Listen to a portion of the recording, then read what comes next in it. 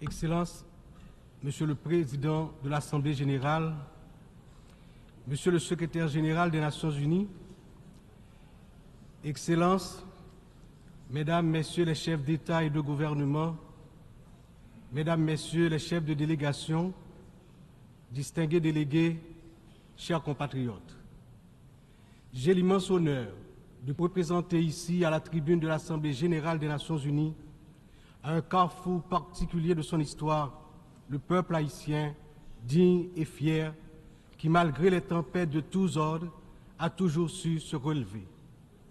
Première république noire du monde, Haïti porte dans ses entrailles la fierté d'une lutte héroïque pour la liberté et la dignité humaine. Elle se trouve aujourd'hui à un carrefour décisif. C'est donc avec le poids de cette histoire et l'espoir d'un avenir meilleur que je m'adresse à vous en appelant à la solidarité agissante de la communauté internationale.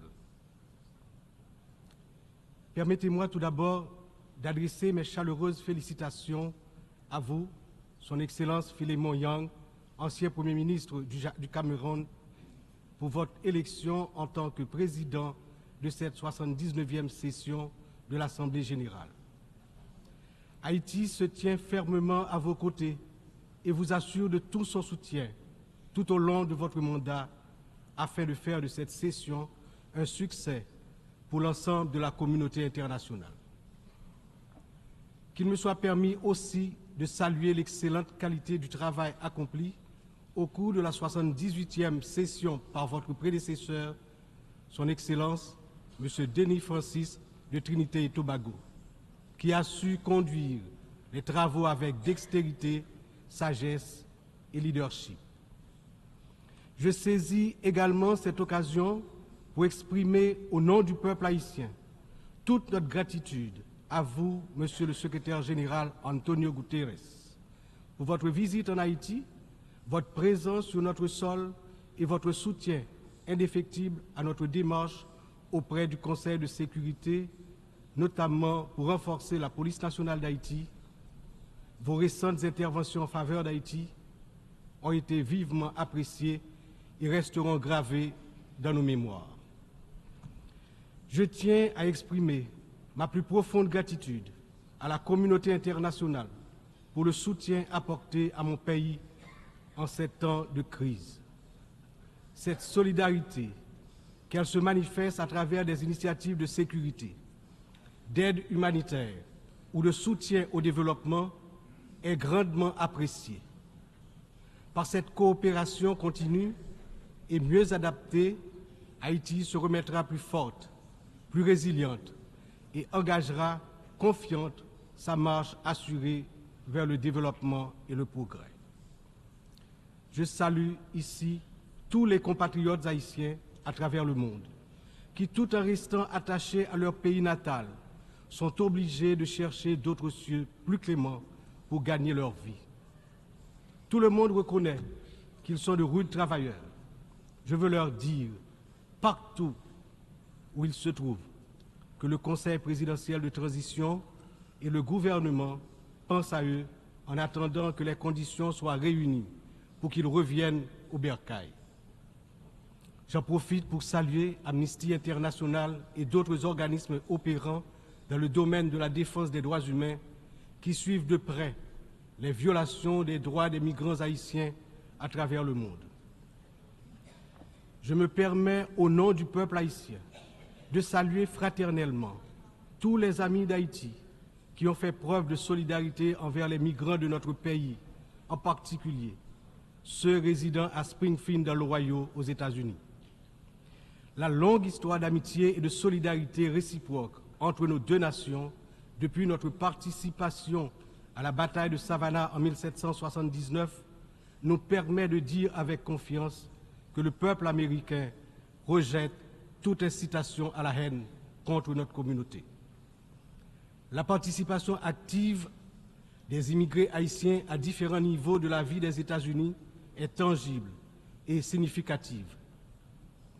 À cet égard, les passions qui émergent naturellement lors d'une campagne électorale ne devraient en aucun cas servir de prétexte à la xénophobie ou au racisme dans un pays tel que les États-Unis, une nation forgée par des immigrants de toutes origines et qui s'est érigée en modèle de démocratie à l'échelle mondiale.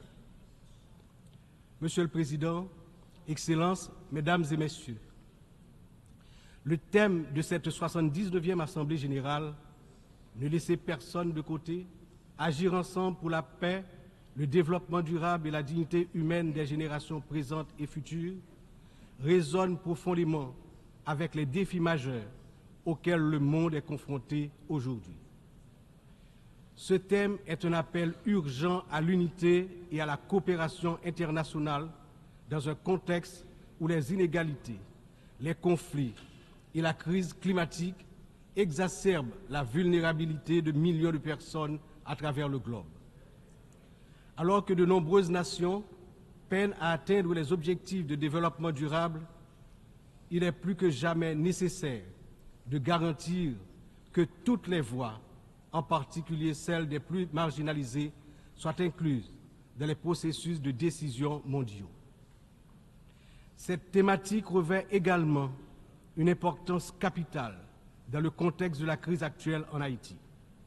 Il incarne l'essence même de notre lutte pour restaurer la paix et la stabilité, tout en assurant que chaque citoyen haïtien, chaque citoyenne puisse jouir de ses droits fondamentaux.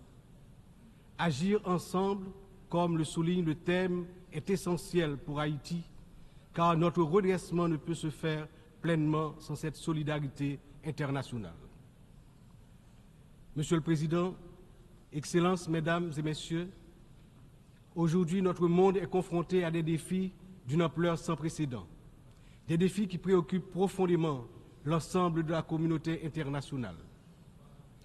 Les Nations Unies, dans leur mission historique de promouvoir la paix, la sécurité et le développement durable, se retrouvent en première ligne face à des crises qui menacent non seulement des nations isolées, mais l'ensemble de l'humanité. Le changement climatique est sans doute l'un des plus grands périls de notre époque. D'après les données récentes du groupe d'experts intergouvernemental sur l'évolution du climat, la température mondiale a déjà augmenté d'environ 1,1 degré centigrade depuis l'ère pré-industrielle.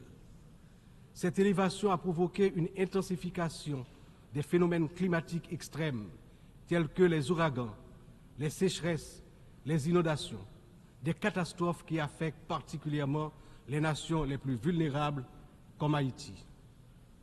En 2023, le Programme des Nations Unies pour le développement a estimé que plus de 100 millions de personnes supplémentaires risquent de basculer dans la pauvreté d'ici à 2030 en raison des effets du changement climatique. Pour Haïti, qui fait partie des pays les moins émetteurs de gaz à effet de serre, mais qui en subit les impacts les plus dévastateurs, cette crise mondiale exacerbe nos difficultés à garantir la sécurité alimentaire, l'accès à l'eau potable et la stabilité économique.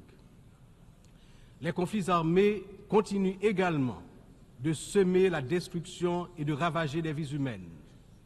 Selon le Haut Commissariat des Nations Unies pour les réfugiés, le nombre de personnes déplacées de force a atteint 110 millions en 2023, un chiffre qui n'a jamais été aussi élevé dans l'histoire de l'humanité. Que ce soit en Syrie, en Ukraine ou dans la région du Sahel, ces conflits prolongés exacerbent la pauvreté, détruisent des infrastructures vitales et entraînent des flux massifs de réfugiés. Le monde ne peut rester inactif alors que des millions d'hommes, de femmes et d'enfants fuient les violences en quête de sécurité et de dignité. L'engagement de la communauté internationale est plus que jamais nécessaire pour trouver des solutions diplomatiques et promouvoir des initiatives de consolidation de la paix. Un autre défi majeur concerne les inégalités économiques qui continuent de se creuser. Selon le rapport sur le développement humain 2023 du PNUD, près de 1,2 milliard de personnes vivent encore dans la pauvreté multidimensionnelle, c'est-à-dire qu'elles manquent d'accès à des services essentiels tels que la santé, l'éducation et des conditions de vie décentes. La pandémie de Covid-19, a amplifié ces inégalités, poussant des millions de personnes supplémentaires dans la pauvreté. Pour des nations comme Haïti, l'impact a été dévastateur. Avec un taux de pauvreté des plus élevés, le pays fait face à des défis structurels profonds. Mais ces inégalités ne sont pas seulement un problème haïtien, elles sont un problème mondial qui requiert des réformes économiques globales. En outre, les défis liés à l'insécurité alimentaire se sont intensifiés ces dernières années. Selon l'Organisation des Nations Unies pour l'alimentation et l'agriculture, plus de 735 millions de personnes dans le monde ont souffert de la faim en 2022, une augmentation alarmante qui reflète les perturbations causées par les conflits, les crises économiques et le changement climatique. Haïti, malheureusement, ne fait pas exception. Le Programme alimentaire mondial a récemment souligné que près de la moitié de la population haïtienne est en situation d'insécurité alimentaire aiguë. Cette situation n'est pas seulement une urgence humanitaire, mais une menace pour la stabilité de notre nation. Nous devons travailler ensemble pour renforcer les systèmes agricoles, garantir un accès équitable aux ressources alimentaires et lutter contre la faim de manière concertée et durable. Enfin, les progrès technologiques apportent de nouvelles opportunités, mais également de nouvelles menaces. L'accélération du développement de l'intelligence artificielle, la prolifération des cyberattaques, la désinformation mettent en danger la stabilité des démocraties à travers le monde. Le rapport de l'Union internationale des télécommunications montre que la fracture numérique reste un défi majeur avec près de 2,7 milliards de personnes n'ayant toujours pas accès à Internet en 2023. Haïti étant l'un des pays les moins connectés, doit impérativement bénéficier de soutien pour combler cette fracture numérique et participer pleinement à l'économie mondiale du XXIe siècle. Cette année, Haïti réaffirme son engagement en faveur de la préservation de notre patrimoine commun, les océans. C'est pourquoi j'annonce aujourd'hui avec fierté que Haïti signera l'accord sur la biodiversité marine au-delà des juridictions nationales, adopté le 19 juin 2023 et ouvert à la signature depuis le 20 septembre 2023. Cet accord est un outil crucial pour garantir la protection de la biodiversité marine, promouvoir une exploitation durable des ressources marines et renforcer la résilience des États insulaires comme le nôtre face aux défis du changement climatique. Haïti est déterminé à collaborer avec la communauté internationale pour s'assurer que cet accord profite à toute l'humanité, tout en contribuant à la protection des écosystèmes marins dont nous dépendons tous. Ces défis mondiaux ne peuvent être relevés que par un engagement renouvelé en faveur du multilatéralisme, de la solidarité et de l'action collective. Haïti, malgré ses difficultés, se tient prête à collaborer avec la communauté internationale pour surmonter ces crises et bâtir un avenir où la paix, la justice et la dignité humaine triomphent. Mais nous ne pouvons y arriver seuls.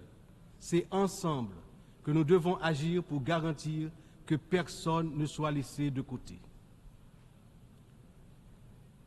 Excellences, Mesdames, Messieurs, en proclamant l'indépendance d'Haïti le 1er janvier 1804, le général Jean-Jacques Dessalines, père fondateur de notre patrie, a donné aux droits de l'homme leur caractère universel.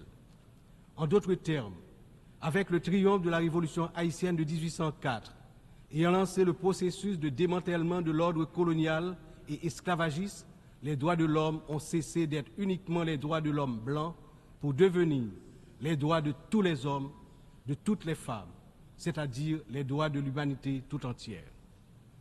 À ce titre, en tant que représentant de la République d'Haïti, porte-parole officiel du peuple haïtien, je me vois dans l'obligation d'attirer l'attention des dirigeants des grandes puissances sur le danger de guerre nucléaire menaçant l'existence des peuples sur tous les continents. Dans cette optique, au nom de la République d'Haïti, je lance un vibrant appel aux chefs d'État de tous les pays membres des Nations Unies pour leur demander d'éviter à l'humanité le péril de la fin de la civilisation sur Terre. Monsieur le Président, Excellences, Mesdames et Messieurs, je m'exprime aujourd'hui avec l'expérience de plusieurs années consacrées au service de mon pays. Mon parcours politique, profondément ancré dans l'histoire d'Haïti, m'a permis de traverser de nombreuses épreuves, toujours avec un même objectif, le progrès de mon pays, la fierté, la dignité restaurée et le bien-être du peuple haïtien meurtri. Ayant présidé le Sénat de la République de 1995 à 2000, puis ayant été témoin de moments critiques de notre histoire politique, j'ai vu de près les défis auxquels notre nation a été confrontée. Mon engagement politique remonte à une époque où les luttes pour la stabilité et la démocratie étaient omniprésentes. Aujourd'hui, en tant que président du Conseil présidentiel de transition, je me retrouve à nouveau à un moment charnière de l'histoire d'Haïti. Mon parcours m'a enseigné que la résilience et la volonté collective sont les seules voies pour garantir un avenir stable et prospère. C'est avec cette vision, ce dévouement et la force que confère cette riche expérience politique que je m'engage à conduire la transition, déterminé à mener Haïti vers la paix, la sécurité et la démocratie participative, par la tenue de la conférence nationale, le renouvellement du personnel politique à travers des élections libres, crédibles, transparentes.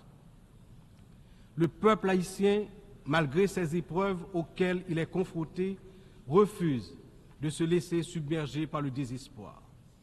Des défis d'une ampleur sans précédent, une violence dévastatrice, une instabilité politique persistante, une précarité quasi générale et une pauvreté dégradante se posent à son intelligence et à ses capacités d'action. Au milieu de cette tempête, il a compris qu'il lui fallait prendre une décision courageuse, celle de se mettre ensemble, de s'unir malgré les différences profondes pour pouvoir se relever et se mettre en marche, en toute confiance, vers la sortie de la crise multidimensionnelle qui l'afflige depuis déjà trop longtemps. La création du Conseil présidentiel de transition est une matérialisation de cette décision, un exemple tangible de cette volonté de se réconcilier avec soi-même. Ce Conseil qui rassemble organisations de la société civile et toutes les tendances politiques du pays est le fruit de longues négociations. Il incarne la pluralité de la société haïtienne. Sa feuille de route est claire: restaurer la sécurité publique, organiser des élections libres, transparentes à la fin de l'année 2025, rétablir la confiance dans les institutions de l'État. Pour y parvenir, nous, responsables au plus haut niveau de l'État, savons que nous aurons besoin du soutien de la communauté internationale. Mais d'abord, nous devons compter sur nous-mêmes, sur notre résilience, notre capacité à surmonter les divergences, les divisions internes. Il est important de souligner que la résolution des problèmes d'Haïti repose avant tout sur les épaules du peuple haïtien.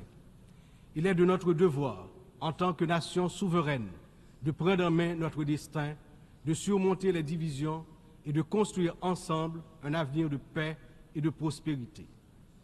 Cependant, cette responsabilité n'incombe pas seulement à nous.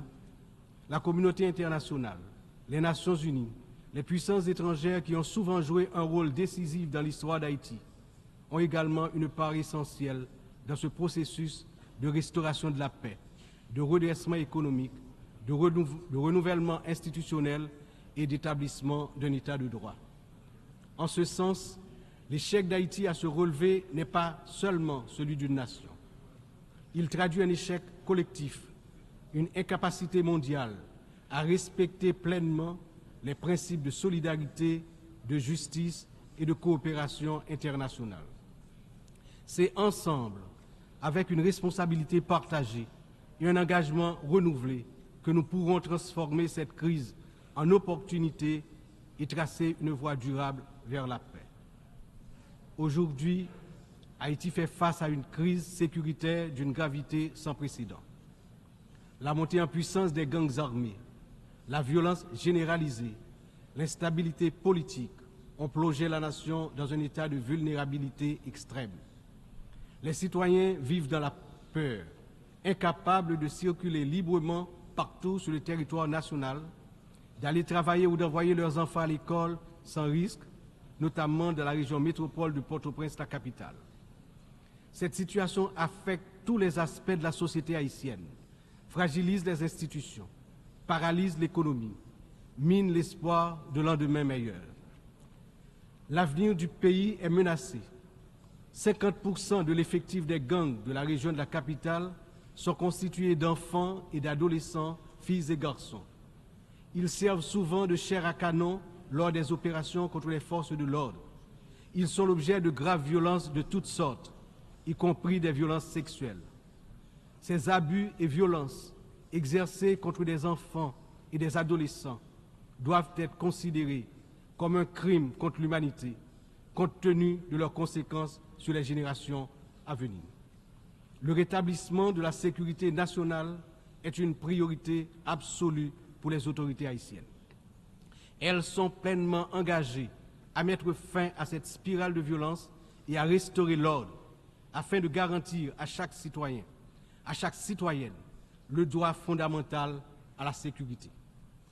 Elles sont conscientes que la paix et la stabilité sont les fondements indispensables pour permettre à Haïti de se redresser, de rétablir la confiance dans ses institutions, d'assurer le développement socio-économique du peuple. Dans cette optique, la décision du Conseil de sécurité d'autoriser le déploiement de la mission multinationale d'appui à la sécurité à travers la résolution 2699 a été une réponse directe aux appels du peuple haïtien. Cette mission, bien que n'étant pas une force onusienne classique, incarne l'engagement de la communauté internationale à soutenir Haïti dans sa lutte contre l'insécurité.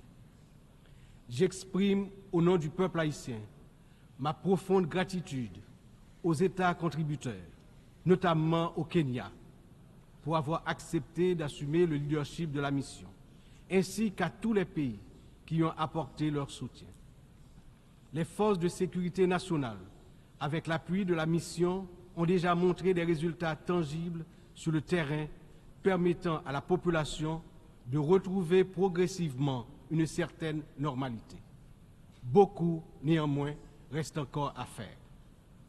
Haïti a accueilli plusieurs missions des Nations Unies au cours des 3 dernières décennies, notamment la MINUSTA. Si certaines de ces missions ont contribué à stabiliser temporairement le pays, elles ont également laissé un héritage lourd de conséquences. Des allégations de violations graves des droits humains, y compris des abus sexuels, ont ébranlé la confiance du peuple haïtien. L'absence de poursuite et de réparation pour les victimes a renforcé un sentiment d'impunité, minant ainsi les efforts de reconstruction. Il n'est cependant jamais trop tard pour bien agir et pour tirer des leçons du passé. En repensant l'approche, nous avons l'opportunité de redorer le blason des missions internationales en Haïti et de construire un avenir meilleur pour le peuple haïtien. C'est dans cet esprit que nous souhaitons voir amorcer une réflexion sur la transformation de la mission de soutien à la sécurité en une mission d'opération de maintien de la paix sous mandat de l'Organisation des Nations Unies. Cette transformation permettrait non seulement de sécuriser un financement plus stable et d'élargir les capacités de la mission, mais également de renforcer l'engagement des États membres en faveur de la sécurité en Haïti. Je suis convaincu que ce changement de statut, tout en s'assurant que les erreurs du passé ne se répètent pas, garantira le plein succès de la mission en Haïti. Excellences, Mesdames et Messieurs, je me tiens aujourd'hui devant cette Assemblée en tant que voix de la République d'Haïti, pays dont l'histoire est inextricablement liée aux idéaux de liberté et de justice que nous célébrons tous ici. Mais Haïti, la première nation noire indépendante du monde, est aussi la grande victime d'une injustice historique qui a non seulement retardé son développement, a aussi marqué son peuple d'un fardeau dont les répercussions se font encore sentir. En 1825, à peine 21 ans après avoir gagné sa liberté au prix d'une lutte héroïque, Haïti a été contrainte de payer une dette colossale à la France, pays colonisateur, en échange de la reconnaissance de son indépendance. Cette rançon imposée sous la menace a siphonné les ressources de la jeune nation, la plongeant dans un cycle infernal d'appauvrissement dont elle peine toujours à sortir. Cette dette a été une forme de punition pour sa hardiesse à se libérer des chaînes de l'esclavage et hisser l'être haïtien à la dignité de l'homme. Elle a été une pénalité injuste qui a asphyxié le potentiel économique et social du peuple noir d'Haïti pendant des générations. Dans le contexte d'aujourd'hui, où plus que jamais, l'attention est portée sur les efforts pour restaurer sans délai la sécurité et répondre aux immenses besoins humanitaires en Haïti, il me paraît important d'attirer l'attention de l'Assemblée sur les séquelles du passé colonial et des rançons payées à certaines puissances qui ont largement hypothéqué le développement d'Haïti. Il n'est pas sans intérêt de rappeler qu'Haïti a été le seul pays à avoir payé pour son indépendance, obtenue pourtant dans le feu et dans le sang. À la veille du bicentenaire de cet événement inédit dans l'histoire du monde, n'est-il pas venu le moment de la restitution des montants consentis? À cet égard, mon pays s'est félicité des propositions formulées par un certain nombre de gouvernements et également certaines agences des Nations Unies pour des actions concrètes en vue de la reconnaissance, la réparation et la restitution des torts du passé.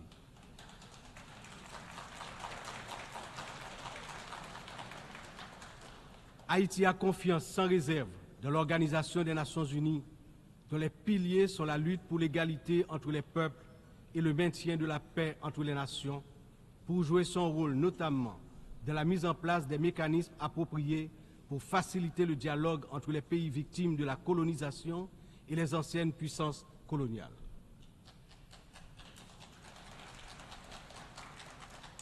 Ici, à cette 79e session de l'Assemblée générale, Haïti est par mon entremise, non pas simplement pour revendiquer une réparation, mais pour poser une question de principe, celle de la justice immanente. Ma démarche est résolument engagée, structurée et bien documentée. Le Comité national de restitution et réparation, en collaboration avec la Commission des réparations de la CARICOM, a déjà entrepris des travaux exhaustifs sur ce sujet. Nous demandons la reconnaissance d'une dette morale et historique et la mise en œuvre de réparations justes et appropriées qui permettront à notre peuple de se libérer des chaînes invisibles de ce passé injuste. Excellences, Mesdames et Messieurs, l'histoire nous enseigne que les nations ne se relèvent pas dans l'isolement, mais dans l'union des forces, dans l'engagement résolu à bâtir un avenir commun. Haïti, cette terre qui a offert au monde un symbole de liberté inébranlable et qui a aidé plusieurs nations à se libérer du joug du colonialisme barbare, ne cherche pas la charité, mais la justice, le respect, la dignité et de son droit à une existence digne et prospère. Les défis auxquels nous sommes confrontés aujourd'hui sont certes immenses, mais ils ne sont pas insurmontables. Il exige de nous tous une vision partagée, un sens profond de notre humanité commune et la détermination à transformer les crises en occasion de renouveau. Chaque nation, grande ou petite, riche ou vulnérable, porte une part de l'avenir collectif entre ses mains. C'est dans cette interdépendance que réside la force véritable du multilatéralisme. Que ce débat général soit le moment où nous réaffirmons notre engagement indéfectible envers la paix, la dignité humaine et le développement durable, car ce que nous faisons aujourd'hui résonnera dans les siècles à venir.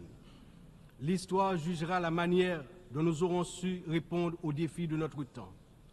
Ensemble, dans un esprit de solidarité et de coopération, nous pouvons et nous devons construire un avenir où aucun peuple, aucune nation ne sera laissé pour compte.